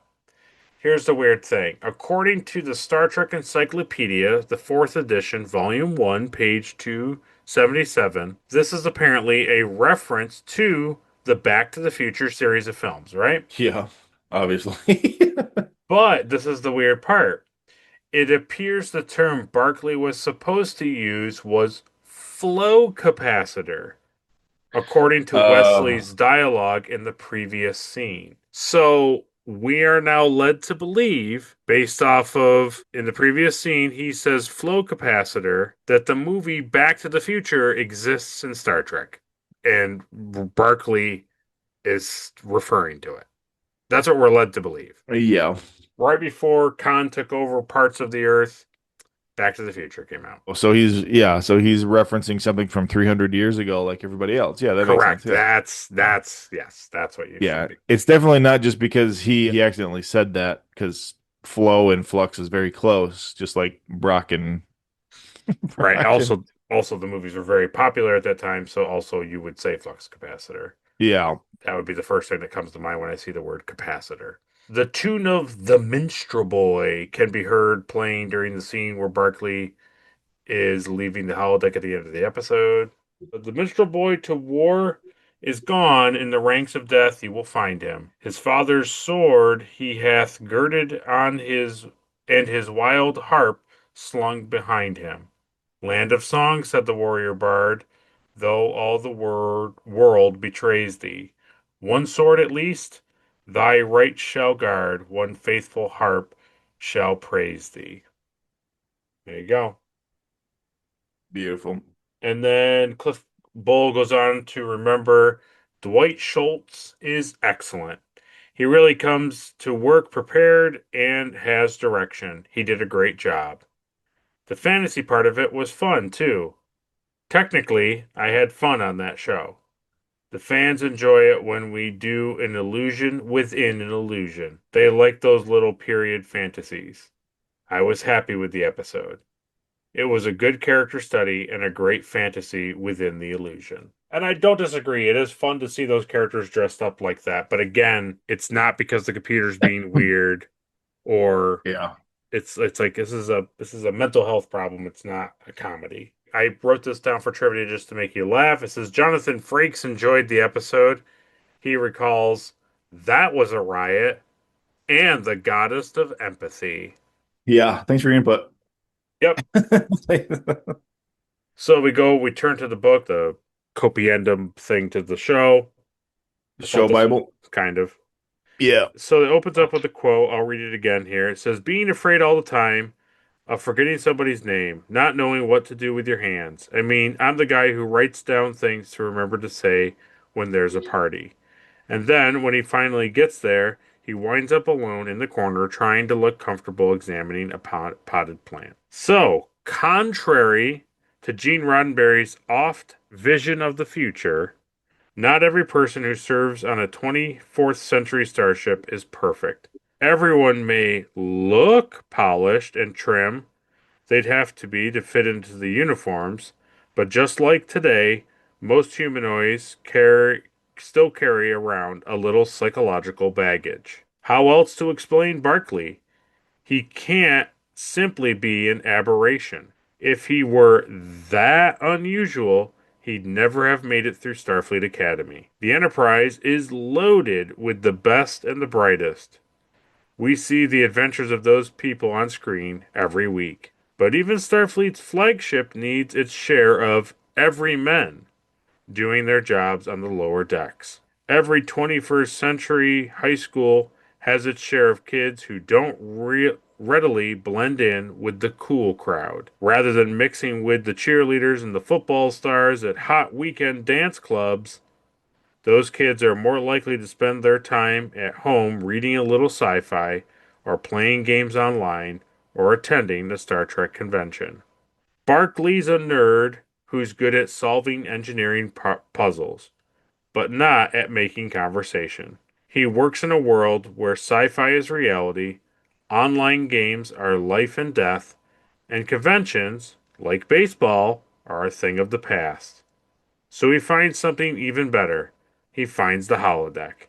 The shooting script for Hollow Pursuits describes the setting for Barkley's favorite fantasy in this way: a picnic setting as exquisite as a Gainsborough canvas, a swing suspended from a tree branch on which the image of a woman is swinging in flowing petticoats, a silent garment draped on the grass and spread with delicacies. A boy dressed as Blue Boy eating messily with his hands. Production designer Richard James took the script's directives to heart and made Barkley's self-esteem program into a lush landscape, resplendent in golden sunlight filtering through the greenery. I wanted it to feel slightly unreal, and Marvin Rush did a great job of lighting it, James says. With Gates McFadden on that swing, it was so pretty, one of our more elaborate holodeck sets, and really fun to do. Interesting, right? Very Yeah. interesting. It's a thing where obviously that's a little bit of an outdated book where it has viewpoints that, jocks and cheerleaders can be fans of Star Trek too and play online video games. But it's also interesting that like the book itself comments on the fact that Barclay is an aberration and like how do you make this dude fit into the Star Trek world? So even it itself knows that this shouldn't exist. But it does. And yeah, I don't know. Maybe you and I are just a little too annoyed by the fantasy thing, but the freakness of it is more alarming than the comedy of it. So, It's just weird, yeah. And then, like even like the whole thing that he just like summarized, it's like, okay, but remember like this is 400 years in the future, so like nobody's even thinking about like, well, I can't go to Comic-Con and I can't play video games, so I might as well go in the holodeck. It's like that's not a thing. So you can't use that as like that's the basis for this character because he's got no other he's got no, escapism. It's yeah, like, yeah. well, yeah, but people in this universe, they do their job Right, and they enjoy working on the ship and they're explorers. right. So like and the thing like to compare it to Geordie's thing, because Geordie's thing is weird too. The basis of what Geordie was doing was he was trying to fix the ship. So Right. that's a little better. And then he just fell for a nice hologram woman. Like she was nice to him.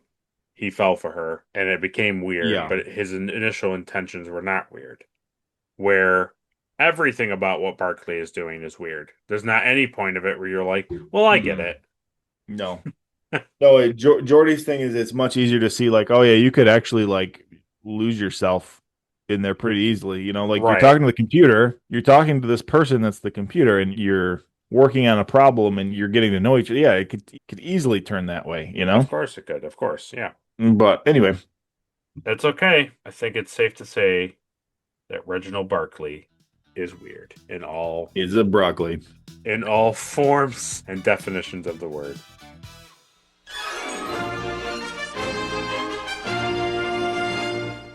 So we come out of trivia. The Enterprise is approaching Warp 9, and they expect structural failure in 15 minutes. Geordie's team begins offering thoughts on why this is happening. While they start to exceed at Warp 9.4, Picard orders the evacuation of the secondary hull and prepares for emergency saucer separation. Yeah, I caught it. That was not funny for you, but very funny for me. I laughed out loud when that happened. No, I did. Yeah, I laughed. I was like, oh my God. And then he's like, But hey, so if we do that, like it'll blow up because we're yeah, traveling like warp 10. So like can't do it. And I was like, yeah, see the impracticality of this? Even in an emergency, can't do it. can't do it.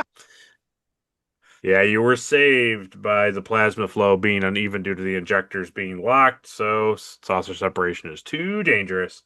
Only 12 minutes are left, and Barclay postulates that perhaps a member of the crew is somehow affecting the systems, and the computer didn't catch it because it's something the computer can't scan for. Yeah. Wait a minute. In fact, Lieutenant Duffy and perhaps Chief O'Brien could have passed it on. Geordi asks the computer to tell him what substances can the Enterprise not scan for. It tells him over 15,000 substances.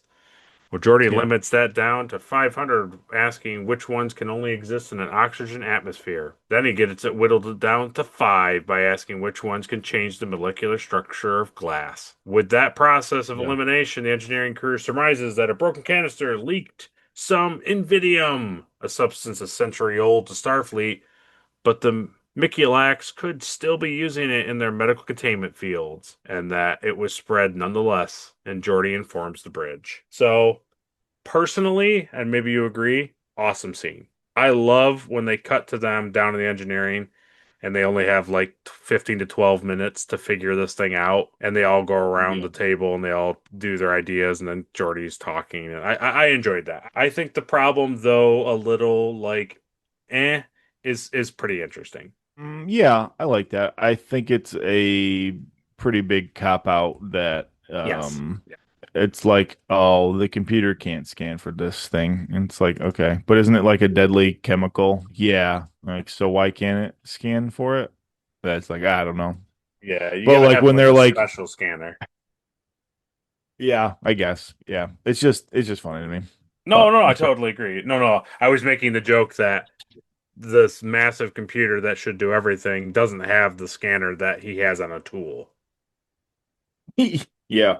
Yeah, it's just funny too because he's like, "Hey, what can't you scan for?" And it's like, all this stuff. And he's like, "Great. So what are those things? Like, put them on the screen." And then like, what? How many of them affect glass? Right. And they're like, "All right, so these two kill people, so that's not it." It's just funny. It's just It is. It funny. totally is. Well, the good news is the Enterprise is only limited by like 532 substances that it can't scan in an oxygen atmosphere. So that's not Yeah, terrible. I mean, in the reality of what the universe is, it's not too terrible. not bad. It could be worse. It definitely could be worse. We cut the cargo bay 5. Geordi and Barclay confirmed that Invidium is present in the canisters with a polarity scan, which apparently the computer just can't naturally do. Geordi recommends that they flood the injector pathway conduit with gaseous chrononetrium to neutralize the Invidium despite the possibility of them regaining control being unlikely. They flood the injector pathways and they are successful with seconds left after Picard offers an alternative cycling relay. In Cargo Bay 5, Geordi recommends the Enterprise set a course to Starbase 121 for complete systems and biodecontamination. Picard concurs, and then Geordi is grateful for Barclay being with him outside of the holodeck. Really nice. Really, really like that closed part there. That was nice. Yeah. Doesn't fix any of the horrible problems, but it was a nice scene. Then, wait a minute, we're up on the bridge, and Barclay is informing the entire Enterprise senior staff that he has to leave, and they kindly tell him how much he means to them. And then, after a Yeah. pause, Barclay commands the computer to end program, and the bridge disappears. Uh-oh. Another holodeck scene. Yeah. The last holodeck scene. That's right. Barclay then commands the computer to erase all programs filed under Reginald Barclay, except Program 9. And he smiles and exits the holodeck. So, Yeah, that's the orgy one. yeah, so it's weird, it's different, and there's a lot of problems. And let us know, guys. Let us know what you think about it. We have our thoughts. You heard them. But before we move on and close out the episode, let's do the thing that everyone's been waiting for.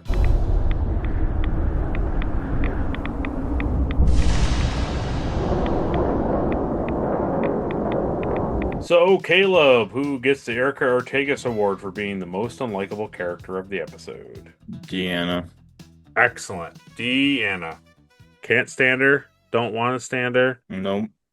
And I wish she wasn't the goddess of empathy. No, that she's fine as that. I just don't want her to be the psychiatrist. That's a sick burn, my friend. That's a sick burn. Thank you. Next is the Elizabeth Cutler Award for the most forgettable character of the episode. Well, my gut was saying like Guinan because I really hate that she has to explain to Geordi what friendship is. Yeah. But that's not her fault. That's Geordi's fault. Yep. So probably Worf actually. Nice. I was leaning towards Worf. Yeah, he really doesn't do too much. And I do think it's a missed opportunity to have somebody that abrasive and overbearing and kind of intense, like not interact with Barclay, and then like cut to the holodeck program, and he's like, like you said, he's like some stupid thing where it's like he's belittling Worf in some way. Yeah, that's true. So Worf obviously doesn't do anything to upset him. Nope, he doesn't fight him in 10 forward. He says goodbye to him on the bridge, but that's like pretty much it. So, yeah, pretty weird. Well, next is the Mugatu Award for the best alien of the episode. Worf. Nice. Nice. Nice. I thought Guinan was going to take it, but Worf is good. Double back-to-back Worf. Yeah, double Worf is always good. Maybe what we'll say for the best alien award why he gets it is because it just shows that Worf always treated Barclay nice. Yeah, Just funny, on a ship full of human Federation officers, Worf is the most human and Yep. understands that Barclay needs friends, and he's the only one. Yeah, because you even think about it, Data is one of those swordsmen, so he also is like bothered by Data. Yeah, yeah, that's true. Pretty funny. Well, next is the Trip Tucker Award for the MVP of the episode. Is it Geordi for doing his job? Is it Picard for having to be the parent and tell everybody to get along? Or is it Barclay for getting over his addiction and actually figuring out what's wrong with the ship? Or is it Worf for minding his own business and not being a source of complaint for Barclay? Yeah. Let's give it to Barclay. Who cares? Wow. This is all meaningless anyway. I don't. It's not meaningless. It'll forever last forever on the internet. That's good. Wow, Barkley. I thought you were going to maybe say Picard because he's one of the characters that keeps it together and he is ultimately the last person to offer a solution to them not blowing up. But yeah, you know what? I like it. I like you picking Barkley because can't stand his character. He doesn't make any sense in the episode. He shouldn't be in Starfleet. But guess what? MVP. Yep. Makes perfect sense. Next is the Spock Award for the best line of the episode. It's when Picard calls him broccoli. Okay. There we go. Best line. There you go. Run. That's fine. I don't. Good. I'll look forward to your report, Mr. Broccoli. Mr. Broccoli. Of course, he's French. He didn't really say broccoli. He says Mr. Broccoli. Buccalo. Did you say Barkley or broccoli? He's like, I said Barkley. I'm French. Yep, that's right. Nice. Next is the Shran Award for the best action sequence. So it's when Barkley pushes Geordi over the chair into the wall. It is really funny when he like just kind of like shoves him in the shoulder and he's like, ah, like flips over the chair. It's really funny. Well, yeah. How else are you gonna react when you? Yeah, it's good. And next is the NX-01 Award for some sweet ship stuff. I like Data's pad. Oh, okay. Wow. I think there's a scene where they're like talking and he's like holding it, and it's not just like the flat data pad, it's got like depth in it. Okay. Yeah, I thought that was cool. I remember Geordi holding it at the briefing scene, and it's like you can Oh, see maybe.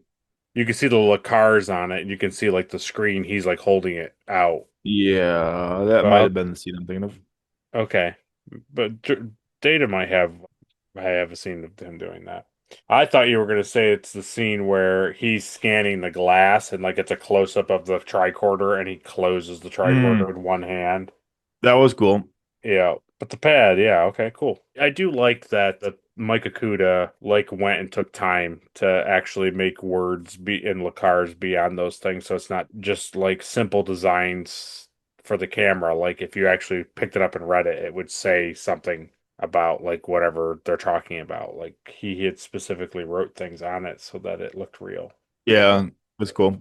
Yeah. I don't know how he did it. I've seen like 3D printed versions of it where you can slide like a pre-printed like paper like through the Oh, bottom. It shows like in all of the screen areas. It's kind of I cool.